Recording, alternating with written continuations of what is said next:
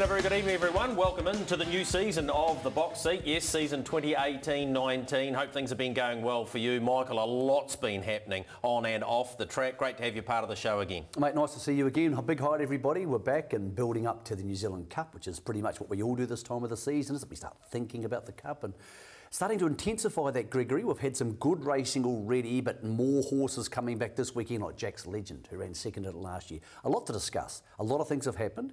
Some significant achievements, which we haven't had a chance to talk about, happened over the winter too. So we have a busy comeback show. Yeah, we need to get straight into it. So what can you look forward to on your show? We'll touch on Operation Inca very shortly. The road to the New Zealand Cup already well established and arguably halfway there for some horses. We'll catch up with Yannick Gingras. He's been doing the business, of course, behind Lazarus, who continues to grab the headlines. We'll talk about the Used To Me Hara's Dominion and where things are at there. A lot of those achievements Michael's just been talking about. The Masara report and what's been happening there, and Matt Cross goes out and about and catches up with some news on that, and harness racing news to boot. With Ken Spicer. So plenty to talk about, Michael. A lot of information there. Let's start with where Operation Inca's at. Yeah, of course. This has been the absolutely massive news in harness racing in the last month. Operation Inca, I'm sure you know many of the details because you would have been paying attention.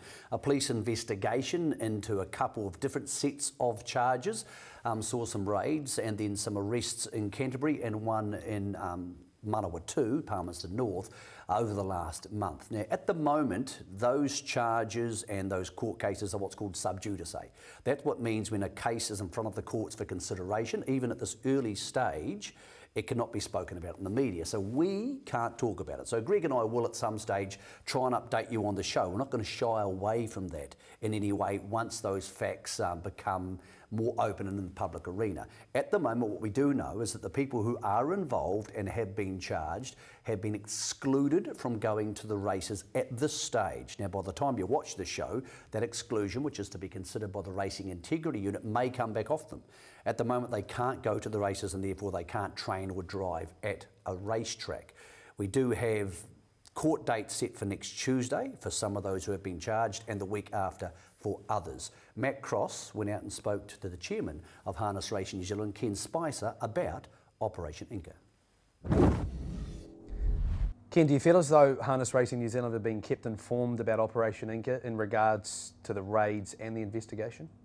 Well, Matt, with any RIU investigation, their policy is not to tell us. So, from that point of view, we had no knowledge that there was an investigation going on. So, when it broke the other week on the Tuesday morning, it was a complete blindside for us. We had no idea of what was about to happen.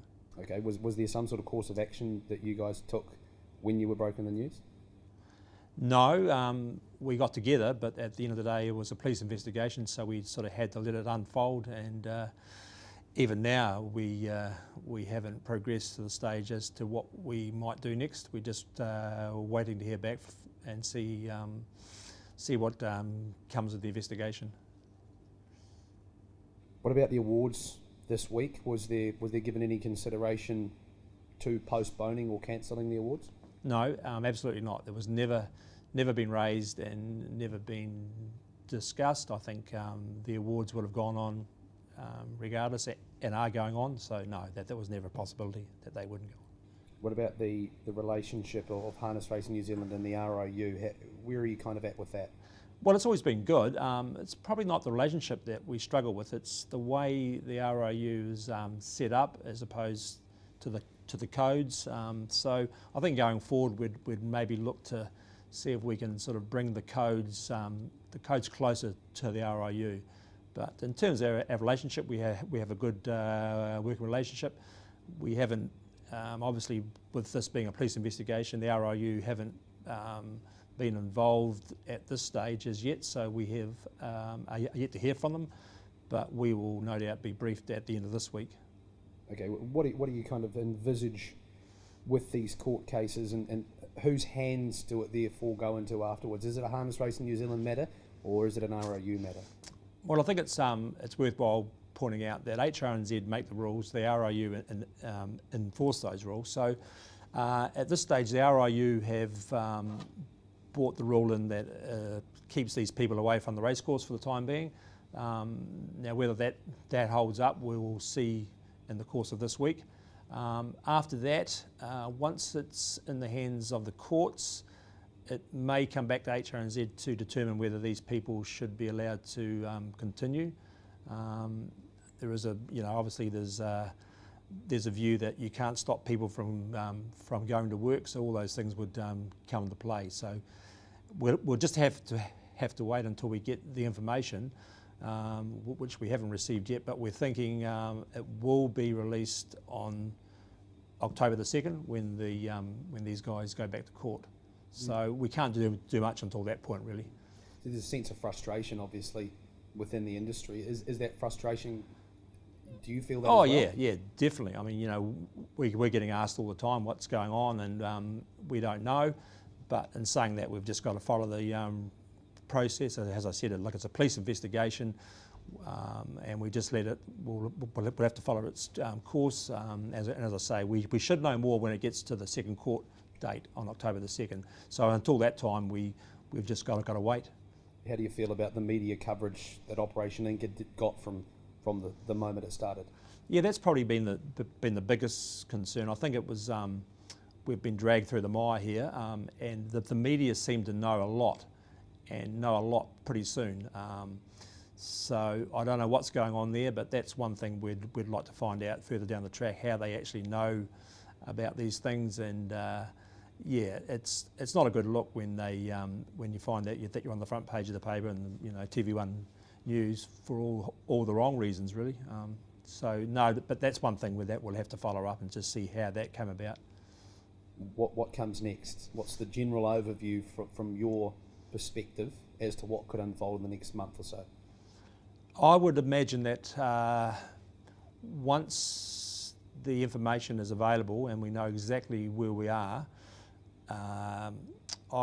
we would have to make an assessment from HRNZ's point of view. That's when we will be becoming involved. Before then, I think there's a strong chance that the current rule that the RIU have put in place will be challenged. If that is successful, these people will probably be back at the track. If not, the status quo will continue. And as I say, once we know from that October the 2nd date what all the information is, then we can make an assessment going forward. But right at this stage, we just don't know. So we've just got to wait. Yeah. From your experience in all areas of life, is there light at the end of the tunnel for harness racing in New Zealand? Oh, look, I think so. I think regardless of what happens here, I mean, this is only a small part of the industry, and let's not forget that. It seems big because it's made the front pages and made TV, but you're only talking, a handful of people out of thousands. And okay, look, it's not good, but we will get past this and we'll be better for it, I think, going forward. Some honest comments there from Ken Spicer, the chairman of Harness Racing New Zealand. He probably knows not much more, to be honest, than many of us know, because we all want to know more about what's going on with Operation Inca. But as I mentioned, it is sub judice, it is in front of the courts. That information will come out at some stage and we will follow it here on the box seat. On the other side of this break, we go racing.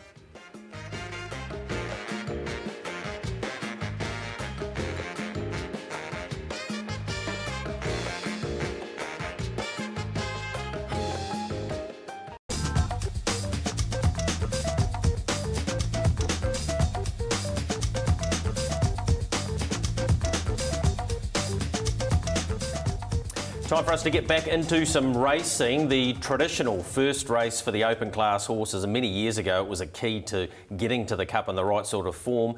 We head to Addington Raceway and catch up on the National Handicap, which was run on the 23rd of August. Ended up being a field of 6, but only 4 stepped away, and Michael, the fixer, arrived. He got over the top of Dream About Me, who was clearly in need of the run. Yeah, I think this surprised a few people how good he was, because we thought the Purdon Rasmussen horses might be a little bit backward on some of the other horses early in the season, particularly the Dunn horses, but very impressive this performance, and you sort of looked at that and went, wow, that was good. And then I think at his next start, Greg, he was even better, but he's clearly arrived as an open class force. As we get more into these replays, we'll need to work out just how much of a force that's going to be. 54.4 the last 800 metres, so very, very quick, and it was a still night there at Addington Raceway. We often see that at this time of year, though, the last section is always very quick because they don't tend to want to buzz them up early on. Yeah, and Dream About Me's a big, thick mare, so she would have needed a couple of those runs, and again, we'll see that as we progress on. Good starting point.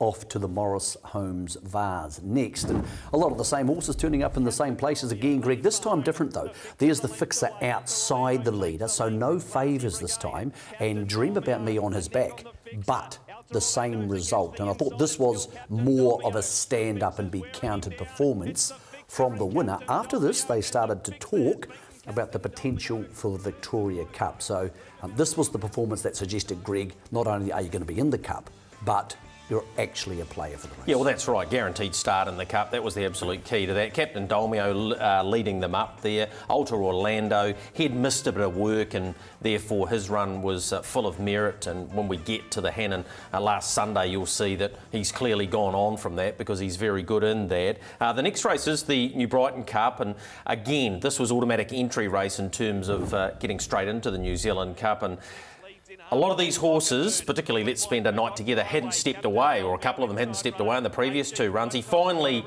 did and showed what he can do and guaranteed himself a start in the race. Yeah, the first two races, I don't think we saw much that made us go, wow, I didn't expect that. I don't think we expected this for two reasons. First of all, the fixer led, and he worked a little bit, but he was beaten on his merits. And we probably didn't expect that from the horse who did beat him. He's in the Cup now too. Is he going to be a winning chance in the Cup? The market would suggest not, Greg, but he's arrived in the Cup in the right year. And of course he's part owned by Terry McDonald and Reg Storer. There's a great story behind this horse, and we know what Terry's achievements in the Cup in the last 5 or 6 years have been.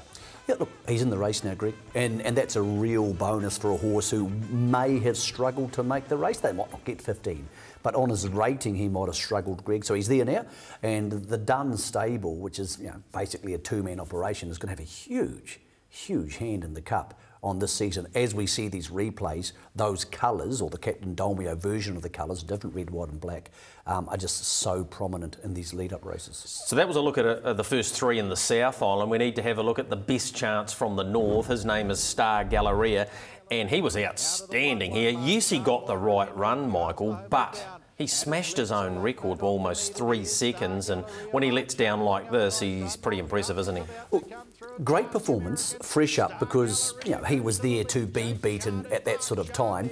What you don't see is the second horse galloping away and therefore losing all the handicap advantage he had. Yep. Mark Shard. So these horses go back to Alexandra Park and meet this week, along with Jack's Legend, the horse who ran second to Lazarus in the Cup last year. But Greg, I spoke to Stephen Reid and Tony Herlihy. They are adamant this little fella is stronger and better than last season. He's probably the X-Factor horse in the Cup of the ones who have raced so far, with the fact that the two Cup favourites, Chicago Bull and Ultimate Machete, we haven't seen this season yet. So I caught up with Stephen yesterday and he said, look, fly down Tuesday. Tuesday? Post this race, fly down to Christchurch, Canterbury Classic on the Friday night, into the Flying Stakes, and then perfectly into a Cup trial. So that's his plan with Star Gallery. He's not going to change that at this stage. There'll be no Kaikoura. There's also a handicap race at Addington post the Kaikoura race too. So that's his plan. Tuesday, fly down after the race on Friday. He said he's even more happy now than what he was for that run, and he believes that he's got him bang on. I don't think he's a horse who could rough and tumble at the top level. I'm not sure. Well, I put it to him yesterday, and I wasn't trying to be derogatory. I think he could be the opportunist for the Cup, as in 100%. His manners will get him in the right spot, Yeah. and therefore he has to be respected. And he's got the right driver, and he'll be driven to his strengths. But maybe we're underplaying him. Maybe we'll see more improvement on Friday night and the week after in the Canterbury Classic. As I said, this time last year, we'd be talking about these horses and saying they can't beat Lazarus. But Lazarus isn't there. He's over there. So all these horses start to be into play. So, look, so far it's been races where you haven't seen dominant winners. There's been this small margins. As I said, Mark Shard there, very good. Is he a horse you could roll the dice with for the Cup? Oh, that run you could. Yeah, okay. Let's go to last Sunday, and it was the Hannon, the Air Park Canterbury Hannon. Now, this is probably the best race thus far because this was a driving finish. AG's White Sox, Ricky May said before the race, I will lead and I don't think I'll be handing up. Dropping to its back was Dream About Me. And then Captain Dolmio charges at them late in the piece. But the mare who hadn't won a race since the Auckland Cup is back in winning form. Me, Captain Dolmio, three-way go. Dream About Me. Dream About Me won the Hannon. Just over a photo. Captain Dolmio, AG's White Sox. Next in behind them was Ultra Orlando. Tim, I guess there's a little bit of relief there because she's back in winning form. Oh, that's right. You know, credit to the owners and Mark and Natalie. They've been very patient. She's had her ups and downs, and you know the way she felt today. It's it's great to have that feeling back again. Stepped nicely. The one you were thinking is going to be the hardest to beat, AG's White Sox, stepped to your inside. I suppose at the winning post, were you in half or two minds whether to hand up the park position? Yeah, look, yes and no. I was obviously a little bit conscious. You know, she only had the 2 runs under her belt, and you know she raced on the bit. You know, the first lap today, which is you know, something she hasn't done a lot of. Usually she's pretty casual, so you know, taking that into account too, you know, I was quite happy. You know, like you say, there's still a long way to go, and you know, she come back to me nice, and you know, worked out really good afterwards. Yeah, dropping to the back of AG's White Sox effectively was the winning of the race. Yeah, that's right. You know, she's the sort of mare. She's very intelligent, and you know, once I was able to drop the fence around the bend, you know, just give her a target as such, and you know, she knows where that line is, and got that real will to win, and you know, I'm just lucky to sit where I am. Yep. And she's back on track for the New Zealand Cup. Congratulations to you. No, thanks very much. It was actually a very good time there, Michael, because they broke 3:15. It was a strong southerly wind, very cold there, and that probably makes the run of AG's White Sox even more meritorious because he kept running into it, of course, on his own. But she is back. She's won $1 million. She's won 20 races, and she has to be accorded a good chance to see she's into $10 in the Cup now. Yeah, I think if the Cup is a 3:55, which these days is almost standard for the Cup, I think she could win it. I think she lacks, I know this is a horrible thing to say about such a good horse, really high speed. I think she lacks that really quick buzz, unless she hasn't got that yet because she's still getting fitter. Now, I think she can win the Cup. I'm not sure she's been as dominant as she would have been in the situation 2 years ago. It was an awfully long time since she won a race. So yes, clearly she can win the Cup. I'm glad to see Tim driving her.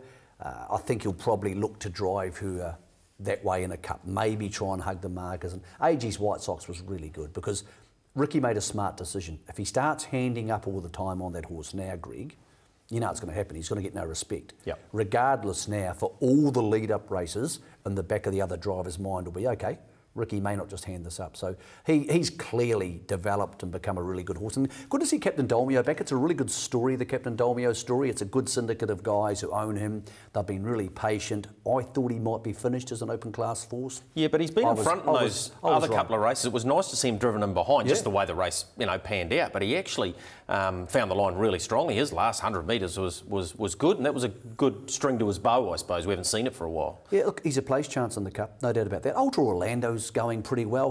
The unruly is really difficult for him because he has to give these horses a start all the time. But I think there's a nucleus of about 4 or 5 horses there.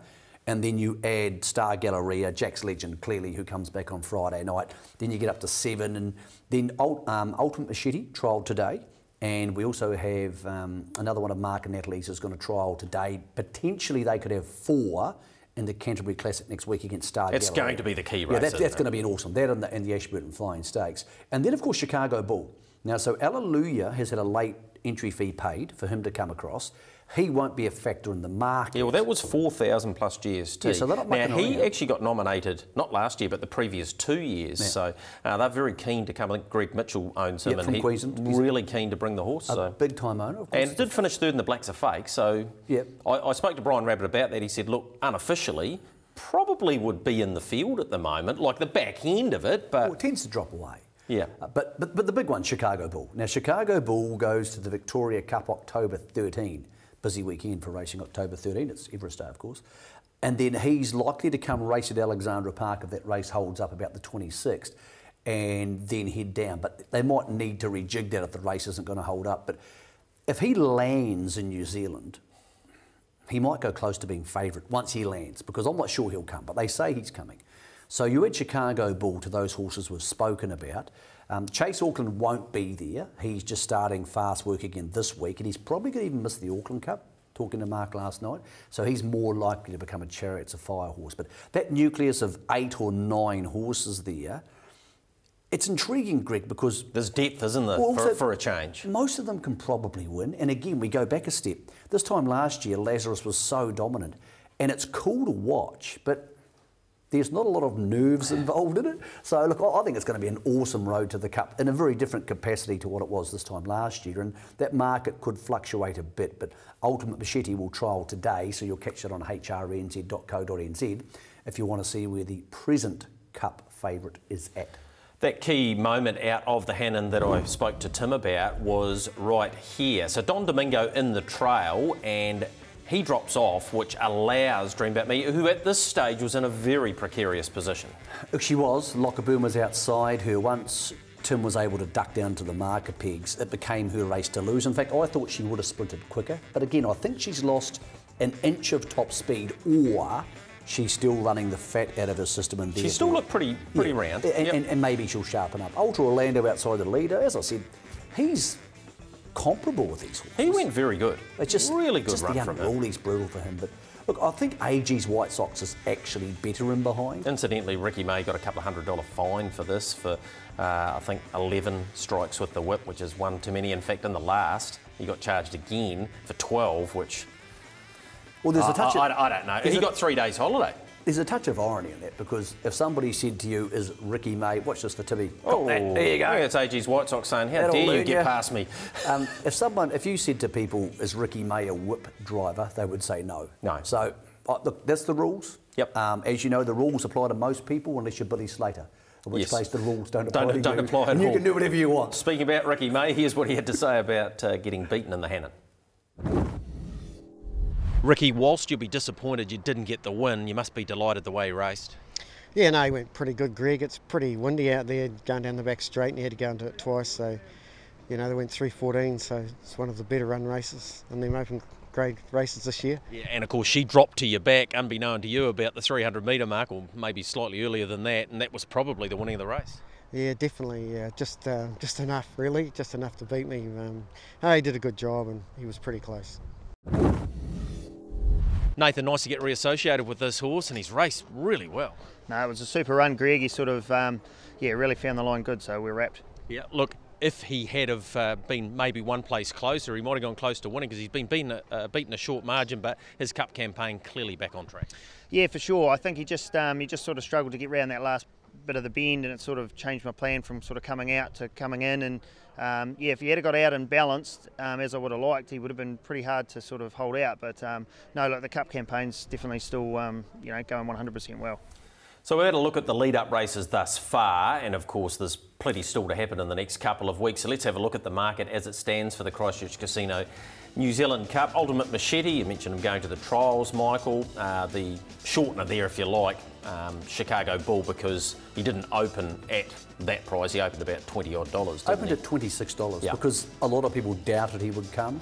Eamon Maguire was the other horse I was thinking of. He's back at the trials today, and he may miss next Friday's race. So the Purdon Rasmussen barn could have Dream About Me, the Fixer, Ultimate Machete, and one other in next week. Are we thinking now, definitely with Dream About Me and the Fix, they're not going to Victoria? Is that? No, they are not going. Yeah, okay. they're not So going. Chicago Bull, look, he's a very, very good horse. But Yep. I think Ultimate Machete, if they can hold him together and work on his body, which is so big and therefore problematic, I think he has to be the horse to beat. What about Cruz Bromac? Have we got any update on him? I didn't ask them for an update. No. Look, I haven't seen evidence to suggest he's good enough to win the New Zealand Cup. Yep. But he's arrived in the new stable, and therefore he will be a chance. I'm also hearing that the Bond camp may well be purchasing Classy Brigade, so he may well be out of that market too, but we'll get confirmation of that. Yeah. Well, his open class future doesn't lie here, does it? Well, when you get offered, I don't know, 150, whatever those horses are worth, Yep. it's really hard to turn it down, because you need to win, say, 225 to make that. And winning 225 is not easy, even with Lazarus Au Revoir. So we're going to keep up, this is going to be a huge part of our show. So what's the forward. pathway, mate? Well, let's have a look at where these Cup horses... This Friday, can obviously, head. the Spring Cup, which is Jack's Legend, Star Galleria and Mark Shard, for want of a better word. Then the Canterbury Classic. That's a major, major lead-up. Holmes DG, We'll be heading back to Alexandra Park I'm for not that. sure who'll be there for that. Yeah, it's hard to say. The Methven Cup, where a lot of the horses looking to force their way up the rankings. Ashburton Flying Stakes, again, another very, very much a key race. That's the race there for Chicago Bull. Could if be, he does go through there. Kaikoura on the 29th to wrap out October, and there is that handicap race at the end of that week. So Kaikoura Cup on the Monday, potentially that race on the 2nd, and the Cup Trial, which used to be the absolute place you had to go, not so necessary now for a lot of people, and the Cup itself on the 13th. Hearing through from the club too that their hospitality packages are being snapped up very, very quickly, and of course you've got the chance to head to Addington Raceway and arrive in style with that bloke, McCaw, who's won a couple of cups himself. How do you go about this? I don't understand. How do you enter? Basically, you need to go to addington.co.nz and check out all the information there, and that's the easiest way to explain it to you. And you've got a chance. You can win that $500 Westfield voucher, table at Spectators, a couple of $100 bar tab there for you too. And yeah, all you do is purchase your GA ticket or your Lindau Lawn ticket, go online, do it before the end of the month, and you go into that draw. So that's a wonderful way. And if you're on Instagram, you can get photographs of Richie McCaw in a helicopter, which would be good Instagram stuff. Are you on Instagram? No Instagram for me though. Probably rest of the family are, but yeah, no Instagram for me. Hey, who's the tip in the Cup? This could change every week, but at the moment, who's your tip in the Cup? And don't say Ultimate Machete, because I'm going to say that. You're going to say Ultimate Machete? Okay. I'm going to say Dream About Me. Really? Yep. Because I think she's such a great stayer and she's nowhere near a peak. Now, she has to get through the preparation between now and then. She has had issues in the past, but I'm happy to settle on her at the moment. Okay. You didn't see that coming, did you? No, I didn't. I didn't see that coming. Yeah, he's not going to be there, Lazarus. Would have been nice to have him there for 3 Cups, but hasn't he been a great addition to our spring? Well, I mean, so much to talk about. So much North American harness racing. Let's be honest, over the last 5 years, how much have you watched and actually cared about? I'll ask you. Not a lot. It's your job. Not a lot. But no. People have been getting up Sunday afternoons. Or not, getting up, Michael? Well, that sounds like you, yes. Back in the day, I used to get up on Sunday afternoon. These days, I've got to work on Sunday mornings. But honestly, it's been exciting. It's been so cool to watch Lazarus take on the best in the world. And so far, he's 2 out of 4. He is. You've had an opportunity to catch up. Yeah. Well, you're going to actually talk to him right now. Yeah, well, Yannick Gingras has been absolutely fantastic with the media. He's a young guy and he's joining us now. So, Yannick, thanks for joining us here on Trackside. What's it been like being part of this unique Wonder from Down Under Lazarus experience? Well, it's definitely been great. Every time that a top horse come along, it's nice to being asked to drive that horse. And he's been really good since he's been here, and it's been a great experience to get to sit behind him. Yannick, has it been a learning experience for you to get to know more about Lazarus and his weaknesses and his strengths over these first 4 starts? No, honestly, not really. All great horses, they're easy to drive. They make our job easy, and he's definitely one of them. It's been no problem with him. I don't think he's got any weakness, honestly. I think he's a strong horse. Yannick, Greg O'Connor here. Let's talk about the Hoosier Park Derby last Saturday. Very strong headwind. I thought he was very brave because he was there to be caught, wasn't he? The win, it was definitely a factor, you know what I mean? But it was also part of the reason why we came home so fast as well. You know what I mean? It's a factor on both sides of the track. And,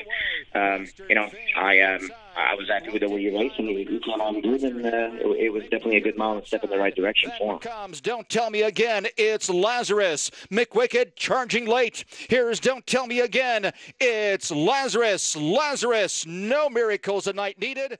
You talk about that being a step in the right direction. The week before, he was beaten in a lower grade race in Canada by Nirvana Sealstar. Did that surprise you? Not really. It's there's good horses everywhere. It's a lot different. Here, maybe down under, if the run is a little bit different and it's not a big race, but they still turn it into a sprint somewhat. Here it's racing and there's good horses everywhere. Maybe I didn't expect that horse to go a mile 1:48 and won over there, and that's definitely made a difference for me. But as far as it wasn't a complete shock. That he wasn't able to reach. So Yannick, therefore, is his next start likely to be at the Red Mile in Kentucky? That'd be up to Jimmy, but yes, I expect that will be the case. It can always change, and if Jimmy was able to get him a race somewhere else or something, but I would think that at this moment, I think that Lexington would be the place for him. But again, I believe it's the same condition as it is in Ohio this week. You know, if any horse that's not being supplemented, I think gets first crack at being into the race. So there's a chance, small chance, but it's still a chance that we might run into the same situation there, I believe. Yannick, that makes it 2-1 for you and Lazarus over McWicked. Would that suggest to you he is the best free-for-aller in North America, and once he's fully acclimatised, he can be the best horse racing up there? Well, I mean, it's hard to tell. McWicked is a very good horse too. You know, I'd rather let the horse do the talking instead of me doing it for him. I mean, I think Lazarus got already plenty of hype around him. I don't need to put any more on his plate. I think. I mean, I'm very happy where he's at, but I also know that McWicked is a great horse too. And so, I mean, we'll see how he unfolds in the fall. And like I said, I'm going to let the horse do the talking. Yannick, we know Jimmy Takter is talking about some form of retirement coming up. That must be a big goal for you, a big aim to drive a horse like Lazarus for him in what could be one of his last ever Breeders' Crowns. Well, yeah, no doubt about it. You know, I'm going to have many of Jimmy's, I would think, a Breeders' Crown night. You know, I still have reserved my own hope that maybe he takes a year off and he's not completely retired. So let's not call it complete retirement just yet. But you know, so we'll see how that goes. But for this first part, yeah, there's no doubt Lazarus being part of you know the horses I'm going to drive for him on Breeders' Crown night. It's definitely going to be special, no doubt about it. But we've got a great relationship together, and hopefully, like I said, hopefully it doesn't end too soon. Yannick, we know when he was down under, he was a lovely horse to deal with, particularly with Mark and Natalie and the affection they had for him. What about for you? What type of horse is he, both on and off the track? Well, on the racetrack, he's beautiful. You know, you can do whatever you want with him. He's been getting a little bit excited, maybe leading up to the gate the last couple of weeks. You know, with us going forward, he knows what his work is all about, and you know, he's excited to get out of the gate and go forward. But when I got away fourth in Indiana, Canada, I mean. He had no problem as a perfect gentleman, and he was really relaxed. And I think he's been taught his lesson really well by Mark, and you know, he knows what to do. He knows what his job is, and he doesn't take him twice to know what he's got to do. You know, he's so much. You lead him to the top you want him to take, and he takes it and takes it in stride. So, but you can race him any which way, and makes my job very, very easy. No doubt about it. Mate, have you been aware of the hype surrounding Lazarus in Australia and New Zealand, more importantly? Is that something the North Americans are buying into or hearing all about? Oh, absolutely. We're definitely, I think anybody that's on Twitter knows the hype about Lazarus. It's my news feed gets, every time he races, it makes it fun, no doubt about it. I'm glad I'm being part of him, part of his story. But yeah, there's no doubt that anybody that's involved in horse racing and standardbred here in North America know and knew about Lazarus, and definitely know about the hype around him, no doubt about that. Thanks, Yannick, for joining us here on the box seat on Trackside. Thanks for your help over the last month. We look forward to talking to you more after some more Lazarus victories in the next 6 weeks or so. Yeah, very good. Absolutely. Thank you very much. Okay, so fantastic the comments there of Yannick Gingrich. Really good guy. Look, he's always keen for a chat. He's been very open, hasn't he? Very respectful with the New Zealand media and their interest in the horse. He was supplemented, so late payment for the Dayton Derby in Ohio this Friday night their time. Didn't get into the field because the supplementary payment horses, the last in, aren't they? So look, it's doubtful he'll get in there, and therefore that Red Mile race you mentioned might be where he heads next, and that's where they'll hope to get a really quick time. Well, ultimately it's 2-1 over McWicked, and it's a funny... Is it a risk? Is it a real risk to carry on? Would there have been some... They want to go to the Breeders' Crown. You win the Breeders' Crown, the stallion career's set. He's still going to have a North American stallion career on that, I would think. But, you know, a Breeders' Crown would be great for that.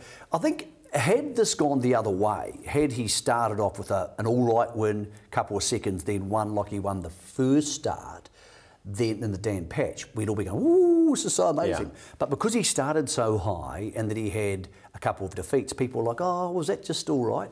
You've got to realise, not many horses in the world in the last 20 years have done what he's doing, which is gone to another country and performed consistently at a very high level. The last horse I can think who's done it from here to there would be So You Think, the Galloper, who won at top grade levels up in Ireland and England. not many other horses do it, because often horses go up there for a 1 or 2 race campaign, like Black Caviar. Not many do it really in depth, so I think he's doing us really proud. I'm loving watching it. I'm interested to see where it all ends up. I still think they'll probably retire him after the Breeders' Crown on October the 27th. There'll be no need to carry on with it, really. If he can win that, then that's the end of that. Yeah. But I think it's been fun, and I think it's been an interesting experience to be part of. I'm going up to see him there in New Jersey in a couple of weeks. Yeah. So we'll try and get a camera out there and see our old mate Laz. See what you can get. See how we're getting on, and see if they train him enormously differently. I presume they do. To down here. We'll ask as many questions as we can, and we'll try and show you that on the boxing. Well, we've concentrated so far on the pacing gate. When we return, we'll have a look at the square gators and see where they're at with their big race not that far away.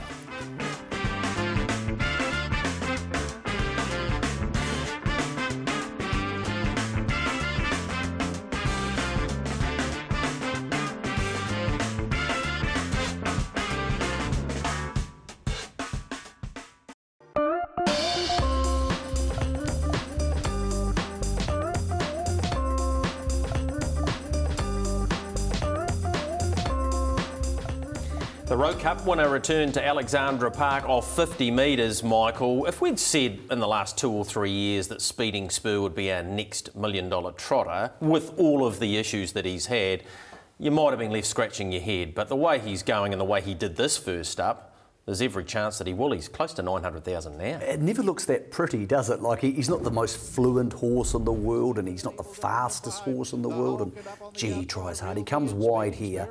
Off 50 metres, as you said, they went probably slow enough to drag him into the race, but gee, he's courageous. Big win here in the hands of Josh Dickey.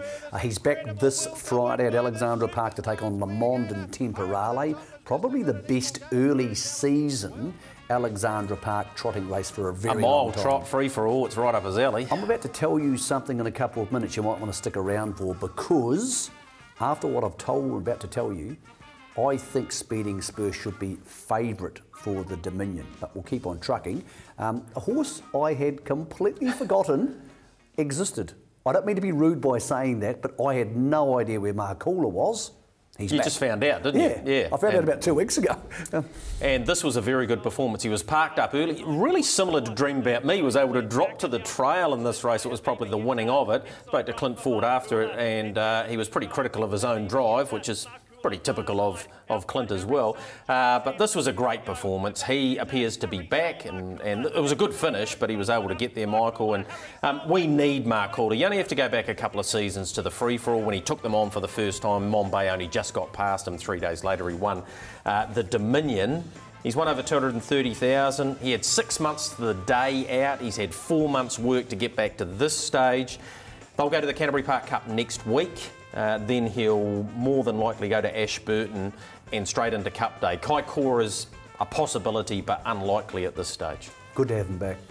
He's a different type of horse to most of our trotters. He's very fast, and he's a free-going horse. He likes to get out and make races. I like having him there, and gives the forwards a huge 1-2 punch for Cup Week. Amaretto's Son to potentially defend the Dominion, and this horse to go around to the Okay, where's your big news? You've got some news for us here. I had a really good talk to the Hopes, and I spoke to actually Ben Hope, because while he is the son of Greg and Nina, and he likes a yarn. He's actually very good with the media, and Monbay is back next Wednesday, goes to the workouts, which is great. It's been 2 years, or 22 months, since we saw him on the track.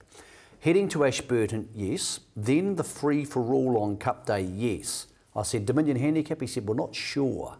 Now, he's $3.90 to win the Dominion, and they're not sure they're going there. Now, I would suggest with such a long break, and 2 miles being often a 4-minute go these days for the trotters, Greg, they might go the 2 sprint trips and miss it. Now, I'm not saying that's going to happen, but they because if he comes through those exceptionally well. But also they're naturally conservative trainers, and they look after this horse, and they want to add longevity to his career.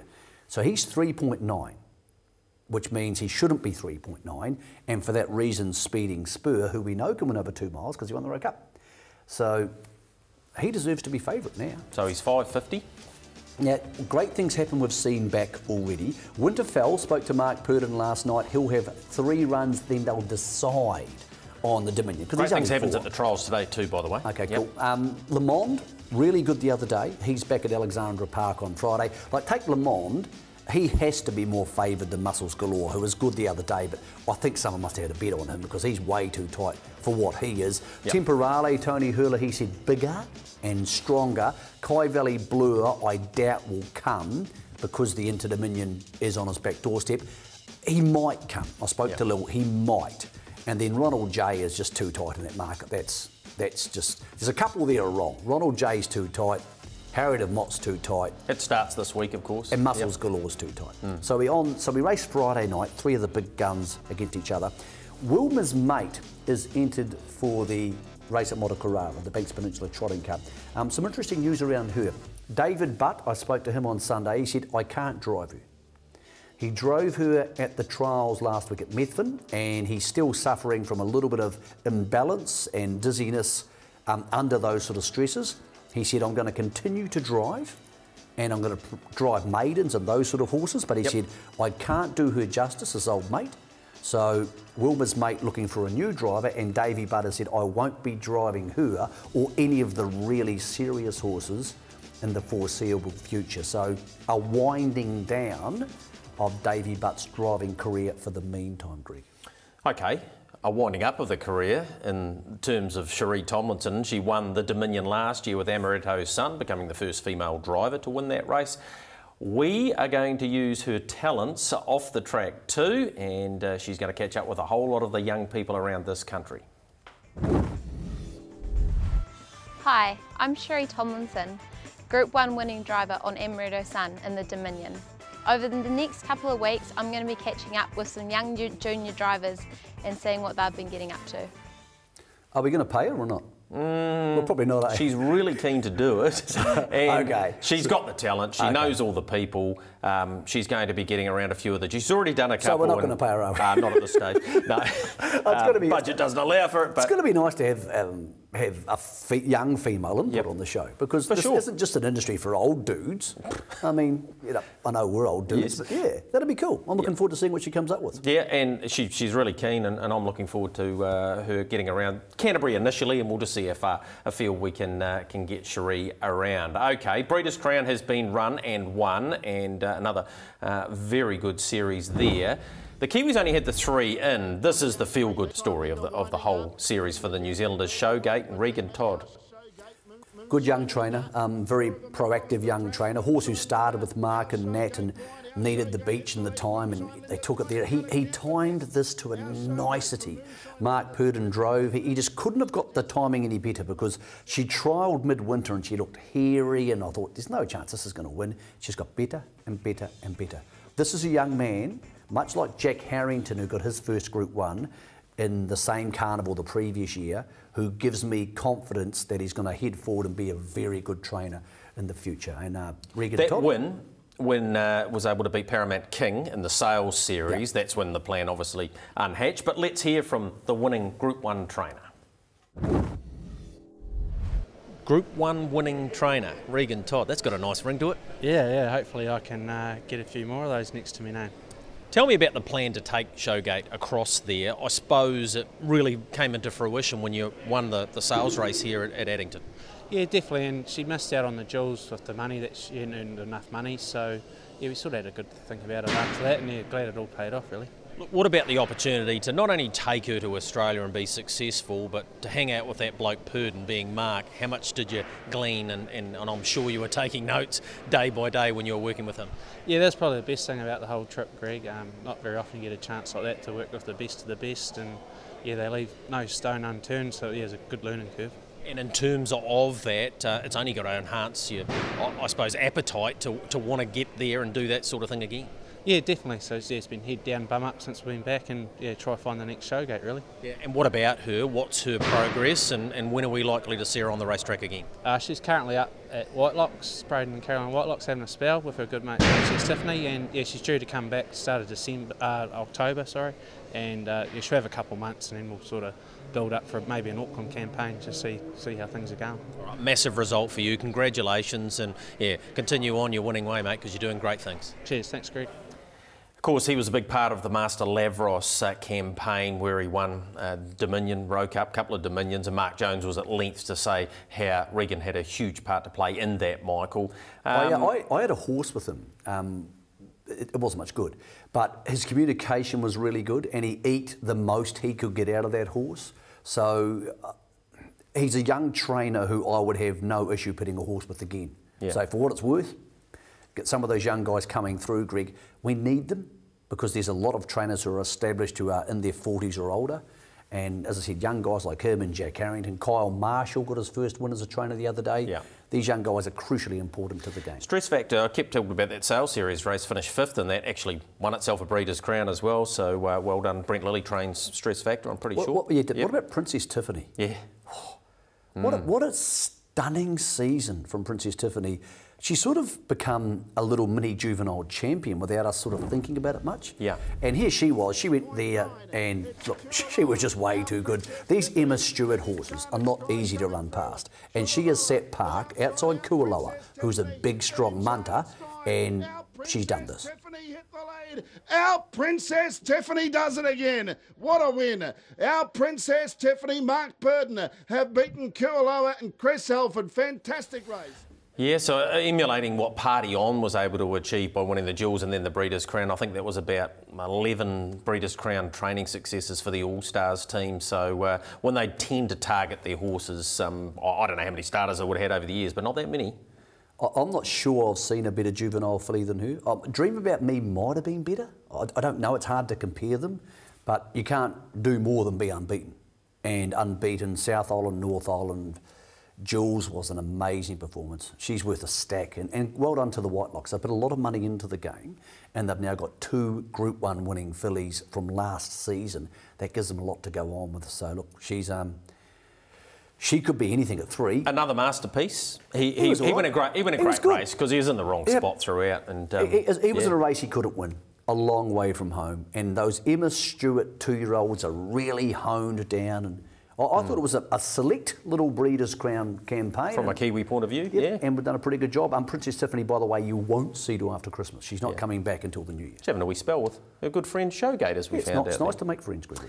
Speaking of first-time winners, well, let's talk about some of those, Michael. And if we have left any out, it's been a wee while since we've been here, but Scott Ironmonger, congratulations, start of July. He got Adam Hanover there. Grant Ross drove Clive at only about as... Well, he hasn't had too many drives, handful of drives. Taitlin Hanara with Phoebe Jim. Came through the kids' carts, very good young kids' carts driver, lovely young lady, well-spoken, really happy to see her get her win. Ricky Allfield's daughter Danny got Sans Lasue home in July and then won again on Sunday at Oamaru. So congratulations to you, Danny. Andre Potama with his first training success with Big for Chevron. Brett Williams, I'll do it my way. Well, he did it his way. Not only won then, but subsequently won its next start at Meffin as well. And you mentioned Kyle Marshall. Pretty feel-good story that, wasn't it? Alta Leone winning there. Big hug from his dad, yeah, Dave. Nice. Dave would have got a kick out of it. What about Alicia Harrison? Never been to the South Island to drive. Rocks up to Forbury Park in Addington and wins the junior driver's title. Yeah, That's a great story. Yep. She actually got injured subsequent to that, but she's a very intelligent, endearing young lady. She's a nice person to ever talk to, and I think she's got a good future in the game because she respects the owners who let her drive for them. And Mark Purdon there inducted to the Addington Hall of Fame. Really nice night for him. Roy was down there. How was he not already in there? Well, yeah, it's hard to say where he wasn't, but actually, Roy came down, flew down. I had lunch with Roy last Friday. Did you pay? I think I did, I'm not sure. I bought some lolly cake. But anyway, I tell you what, any time you get to spend an hour with Roy, it's worth 5 hours with a normal person in racing, just for the experience and the things you learn. And I spoke to him about some of the recent events in harness racing, and as Roy knows, these things come to pass. They really do. When you've been around as long as he has, and it was a really enjoyable hour. So he'll be watching the show. Good on you, Roy. I know he's one of our several viewers. You better have paid. All right, short break for us. When we come back, always got more money than we'll I be have. in the home straight for your box seat. First show back for the season.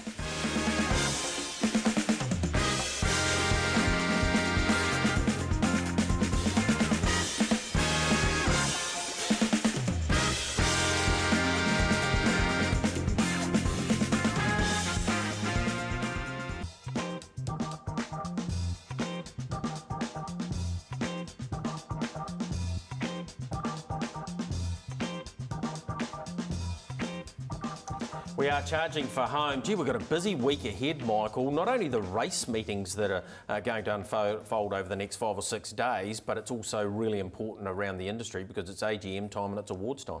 Yeah, the conference on Friday, they're going to have a big discussion panel there about the Masara report, and we have spoken to Ken Spicer about that in a couple of weeks' time, because we don't have a normal show next week. We have a wrap of the awards, which are on Saturday night. Ken will talk about the Masara report, so that'll come up in a couple of weeks. Next week on the show, it's going to be footage from the awards, which are this Saturday night. Of course, Lazarus probably favoured to win the Horse of the Year, but some other contentious categories. The other big news coming out at the administrative level was Edward Rennell is stepping down. He's been the boss almost as long as I can remember of harness racing. A couple of decades plus. Yeah, and it's a funny one because administration in racing, and there's the quote from Edward, it's a thankless task. And Edward's done some things wrong and he's done some things right, but this will be one of the harder industries to administer, because just like you and I and everybody at the end of the game, we've done things wrong and we've done things right. But when you're the boss, they are all magnified. You've written an article this week, haven't you? About it for The Informant tomorrow, because I wrote the most honest column I could to sum up Edward Rennell's career and what he's meant to the industry. So have a read if you're that way inclined tomorrow. And by the way, The Informant's doing a pretty good job, I think. I think it's taken the place of where the Friday Flash used to be about 20 years ago. And a lot of daily Some good papers, stuff in there. Yeah. Well, a lot of daily papers don't have coverage anymore. Well, we're lucky at the Herald, we have a page a day more or less, but a lot of other papers don't. So I think it's filling a pretty important gap for the industry. The conference will be interesting. I think it'll be a reactionary conference in a lot of ways. Yep. And I think there's going to be a fair bit of confusion / anger over some of the recent events, but they really are nothing to do with harness racing New Zealand. Yes. They really are. So, as I said, I'm going to pop along to the conference. We'll talk about that in a couple of weeks. Let's have a look at the racing ahead. We kick off with Thursday. We've got racing action out of Winton, 8 races there, 255. Got a $25,000 fast track insurance pick 6 there. We go to Alexandra Park and Addington, Spring Cup it is, with Franklin Long Roofing, 8:48 key race for the likes of Star Galleria, Jack's Legend, Addington Raceway. The Turbo Pick 6 split between the two major harness venues being Addington and Alexandra Park, 10 races there just after 5 o'clock, and it is the Group 3 DG Jones Memorial Banks Peninsula Trotting Cup, a little bit light on numbers, but $20,000 in the Lake Quaddie there, 12:22 start time of the 10 out of the Mott on Sunday. What about Woodlands back with us? And we're going to follow some of the Woodlands runners a little bit more each and every Wednesday on the box seat, so you can see where some of them are going. Vera's Delight, Davinia Beleza, but the most notable there, of course, being Speeding Spur. Yep, they love their Speeding Spur. He races in their colours. That's pretty cool. Just on Friday night too, it's Daffodil Night at Alexandra Park. You're going to be part of that? It'll be fun. Actually, I tell you, Stephen Donald's coming along. Nice. Yep, the only person who's ever gone from white baiting to winning a World Cup in the space of 3 weeks. He'll be there as part of the night. It's a celebrity race and that sort of stuff, so it's a good chance to get along to a really good race meeting. It's the best early season Alexandra Park race meeting I can remember for a long time. All right, now verbally we've kept control of the best bets of the week over the years, and you always tell me that you beat me and all that sort of stuff. No, look, we're actually going to keep the record. So what? So someone's going to write like it down. $1 a win on them type thing. Oh no, I don't know about that. We'll just keep the score, and we're going to get some other tipsters from around the country to get involved. Not so much this week, but why don't we have a guest tipster? Why don't we let somebody at the show contact us? Do we have one of those little things that goes across the bottom? Yeah, possibly. Yeah, one of those? Anyway. Yeah. And how about if you want to be the guest tipster for the rest of the year, if you enter this... And you can do it that way. Because it's got 2 weeks, because we've got the award show next week, and you can play off against what people either call experts or idiots, depending on who you are. So Mark McNamara's going to have a go. I'll beat him. I'll absolutely no doubt beat him for sure. Who else is going to have a crack? Matt Cross. Yeah, they're only the two that I've asked so far. But we'll get round a few more. What about Aaron White? Can he have a crack? Yeah, bloody hell. Yeah, would you beat Aaron? I'm happy to go head-to-head with Aaron. There you go. The arrogance of the grey man. I went with Globe Trekker this week. Trotter that's had 3 trials, won them all. I know you've always liked this horse. And what about Cameron Shaw? He's only like 12, but he could play. Is that right? Are you happy to go head-to-head with him? He's only I'm not sure 12. I'm sure he's old enough to bet, but he does look very young. This horse named after you a few years ago. Actually, look, this is a silly conversation. But anyway, you should enter with that little thing we showed you on the screen. I can't see. We'll have a guest person. And then also the whale. Yes, the whale needs to be involved in this. Well, he gets 3 tips a meeting. No, but he can only have one. All right. And we'll see who the best tips there is. Righto. We'll do it this side of Christmas. And maybe the TAB can have a market on who the best tips is going to be. Yeah. By the way, the player should win the last at Alexandra Park. That was a bit harsh too. I didn't mean that. It was a long time ago, Greg. Next week, this time, will be the award show wrapping up season 2017-18. Let's celebrate all of those who had great success in the previous season. Michael, that's been the first show. Fun. Good first show back. All right. Now, I won't see you for the next time we do this after the awards thing because I'm going to be in New Jersey with Lazarus. Yeah, enjoy that. I'll come back and we'll tell you all about it. We will. Enjoy your harness racing week ahead. Bye-bye.